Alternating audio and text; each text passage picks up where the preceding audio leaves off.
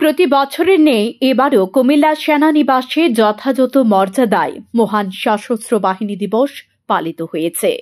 বৃহস্পতিবার বিকালে কুমিল্লা সেনানিবাসে M.R. চৌধুরী গ্রাউন্ডে আয়োজিত অনুষ্ঠানে প্রধান অতিথি ছিলেন ৩৩ পদাতিক ডিভিশন এর জেনারেল অফিসার কমান্ডিং জিওসি ও Comilla area commander major general Abul Hasnat Mohammad Tariq, NDU AFWC PSC।